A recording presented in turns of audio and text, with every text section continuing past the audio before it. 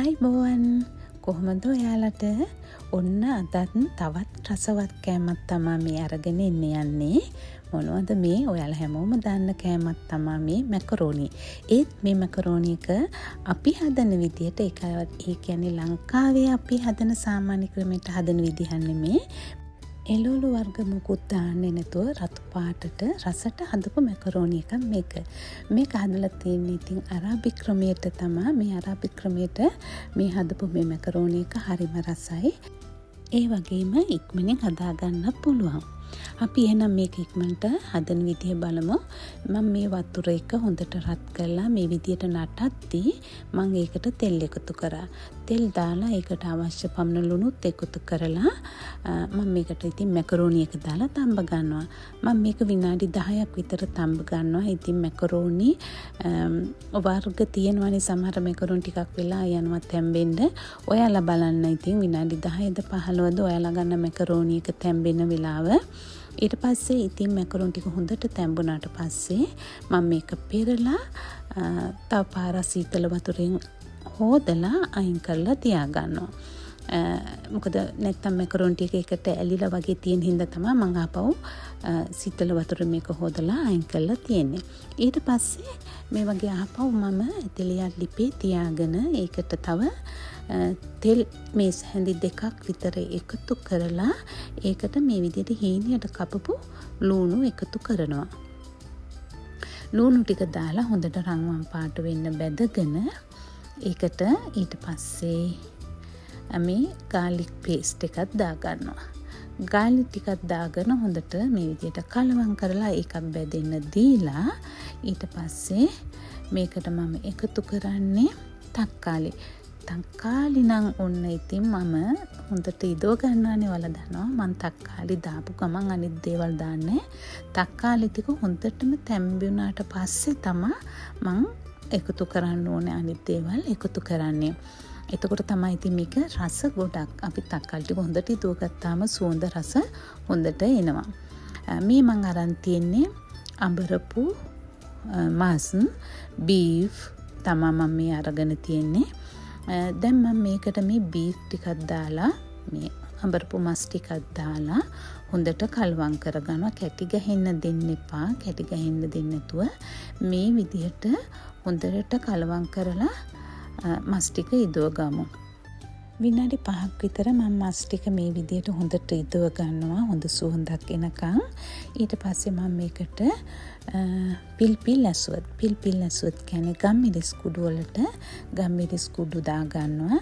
ඊට පස්සේ මම මේකට කිස්බර් පවුඩර් කියන්නේ කොත්තමල්ලි පවුඩර් එකට. කියන්නේ බෙදපු කොත්තමල්ලි පවුඩර් එක. ඒකත් දා ගන්නවා. දාගෙන ඊට පස්සේ මේකට කුරුකුම් කියන්නේ කහවලට කහත් එකතු කර ගන්නවා. මම මේකට දැන් ඉතින් තුන් පහ විදියට ගම්මිරිස් කුඩු ඊට පස්සේ කොත්තමල්ලි පවුඩර් එක කහ කුඩු. දැන් මේ ටික දාලා හොඳට කලවම් කරලා විනාඩියක් විතර මේ විදියට මේක තියලා ඊට පස්සේ මම මේකට එකතු කරනවා ටොමැටෝ පේස්ට්. ටොමැටෝ පේස්ට් මම මේකට එකතු කරන්නේ කප් එකක් විතර. ඒ කියන්නේ ග්‍රෑම් 100ක් විතර මම මේකට දා ගන්නවා. මේ ටිකක් දාලා මේ ටොමැටෝ පේස්ට් එක හොඳට මේ මස් වල කලවම් වෙලා ඒ කියන්නේ හොඳ සුවඳක් එනකන් විනාඩි 2-3 මේ විදිහට කලවම් කරමින් මේක ඉදව ගන්න ඕනේ. මේ ටොමැටෝ පේස්ට් එක දාපු ගමන් නිකම්ම තියන්න එපා කලවම් කරන්න. නැත්නම් අර අඩිය අල්ලලා කළු වෙන්න ඉඩ තියෙනවා. දැන් ඉතින් රස අනුව ඔයාලා ලුණුත් එකතු කරගන්න. ඊළඟට මම මේකට එකතු කරන්නේ ඔරිගානෝ පවුඩර් ටිකක් දාගත්තාම අපේ මේ පිලක් අය මේ මස් සුවඳට කැමති නෑනේ. එතකොට හොඳ සුවඳකුත් එනවා. ප්‍රණීත රසයකුත් අපිට මේ මැකරෝනි එකෙන් ගන්න පුළුවන්.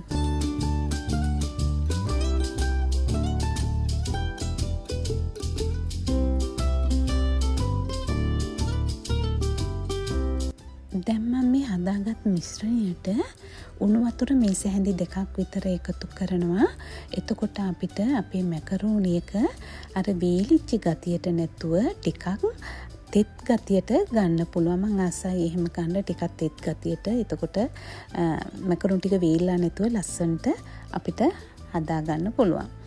හරි, දැන් මේකත් දාලා මේ විදියට කලවම් කරලා දැන් මේකට මම අර අපි තම්බලා අරගත්ත මැකරෝනි ටික දාලා හොඳට කලවම් කරගන්නවා. ඔයාලට පේනවනේ මේ මගේ මැකරෝනි ටික ලස්සනට හොඳට තැම්බිලා තියෙන්නේ. ඕනාට වඩා ගොඩක් තැම්බිලත් නැහැ. ගානට මැකරෝනි ටික තැම්බිලා තියෙනවා. ඒ වගේම අර මම මැකරෝනි ටික හොදලා ගත්තනේ තම්බලා ඉවර වෙලා. ඒ හින්දා තමයි ඒක ටිකක් ඇලිවිලා නැතුව මේ විදියට වෙනම අපිට මැකරෝනි ටික මේ විදියට ලස්සනට ගන්න පුළුවන් උනේ. හරි, දැන් මේ ඔක්කොම මේ විදියට හොඳට කලවම් කරගමු. මෙහෙම කලවම් කරලා හැම එකම හොඳට කලවම් වුණාට පස්සේ තව මම විනාඩි 2-3 මේ විදියටම ලිපේ තියලා ඒකට බටර් මේසි හැඳි 2ක් විතර එකතු කරනවා. තවත් අපේ මැකරෝනි එක රස කරගන්න. ඔයාලට ළඟ ඔයාලගේ කිචන් එකේ බටර් එහෙම තියෙනවා නම් මේක හදලා ඉවරලා අන්තිමට මේ විදියට බටර් චුට්ටක් එකතු කරන්න. බලන්නකො කොයි තරම් රසයක් ඔයාලට එතකොට ඔයාලගේ මේ මැකරෝනිකින් ගන්න පුළුවන්ද කියලා. හරි, ඉතින් ඔන්න ඉක්මනට පහසුවෙන් ලේසියෙන් අපේ මැකරෝනි එක ඔන්න අපි මේ විදිහට ඉතින් හදාගත්තා. ඉඳලා හිටලා ඉතින් ගෙදර අයත් එක්ක මේ වගේ පොඩක් වෙනස් විදිහකට කෑම හදලා කන්න. මොකද මේක අපිට ඉක්මනට හදා ගන්න පුළුවන්. ගොඩක් අමුද්‍රව්‍ය අවශ්‍ය වෙන්නේ නැහැ. ගෙදර තියෙන දේවල් වලින් ටක් ගාලා හදා ගන්න පුළුවන්. එළවලු හොය ඉන්න එහෙම ඕනේ නැහැ. ඉතින් මේ විදියට හදලා ඔයාලා ගෙදරට එන අමුත්තන්ට එහෙම පිළිගන්නන්න වෙනස් රසයක් ඉඳ එයාලා ගොඩක් ආසාවෙන් කයි පොඩි බාබාලා වුණත් ගොඩක් ආසාවෙන් කයි මේ විදියට හදලා දුන්නොත්.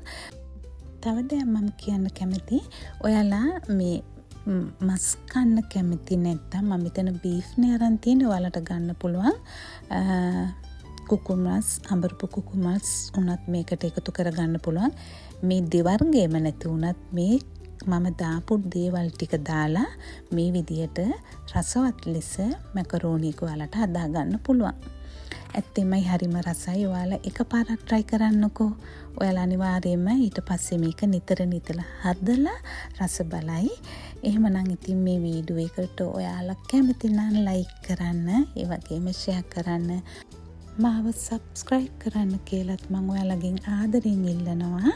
එහෙමනම් අපි ආයෙත් මේ වගේම රසවත් කෑමක් හදන වීඩියෝ එකකින් හමු වෙමු. වීඩියෝ එක නරඹ ඔයාලට බොහොම ස්තුතියි.